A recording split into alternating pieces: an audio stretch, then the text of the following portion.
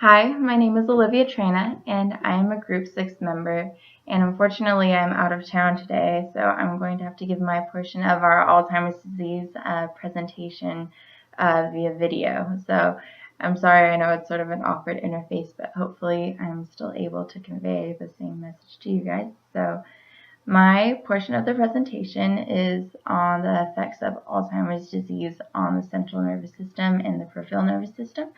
So I'm starting out with the central nervous system, and as we know, it consists of the brain and spinal cord. And as was explained previously, Alzheimer's disease is primarily characterized by the degeneration of nerve cells. So as you could assume, the central nervous system is really heavily impacted. We'll see in the brain major atrophy. So this just basically entails that the brain loses a lot of nerve cells and is going to be smaller in mass, size, and there will be the loss of tissues throughout the brain. So with this, we'll also see the enlarging of the ventricles and just more empty space, which is really pointed when you look at the PET scans as shown before and other pictures of the brain that just really show how much space is there and how much mass is lost. So also with this brain loss, you'll see particular effects on the cerebral cortex and the hippocampus. And this makes sense when you think of the symptoms of Alzheimer's disease being memory loss and loss of just higher functioning in general and any of the other things that we've talked about as far as symptoms and characteristics go. And as we know, the hippocampus is our area of our brain for long-term memory storage and memory in general, and that the cerebral cortex in general, and especially the prefrontal cortex, is involved in our higher functioning. So it makes sense that these areas are more deteriorated, and we see the effects in our behaviors because of that.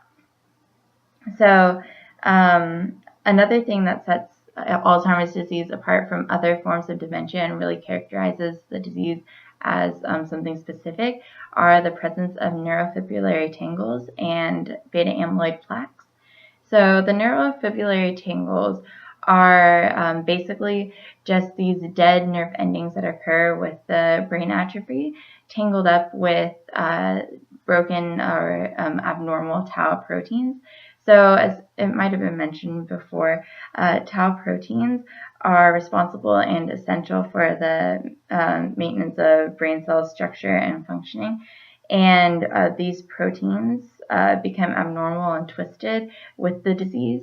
And those twisted, abnormal folded proteins are get sort of tangled up with the dead nerve cell endings, forming the tangles, which will inhibit communication within the brain and also inhibit the nutrients from being transported throughout the brain.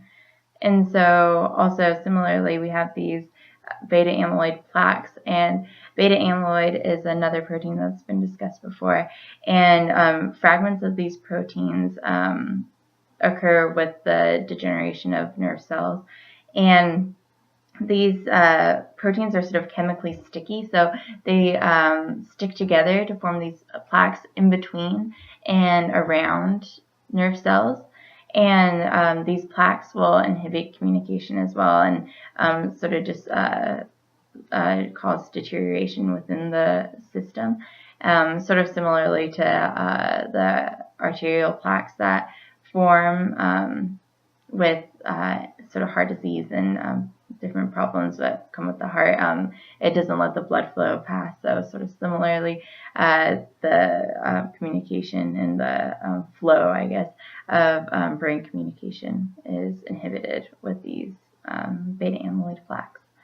And then something else to note is the inflammatory changes within the nervous system, the central nervous system in particular, because inflammatory changes occur in general as you age, but in Alzheimer's disease, the neurodegeneration that occurs in the brain and spinal cord will cause inflammation specifically through the spinal cord. And so that's the central nervous system.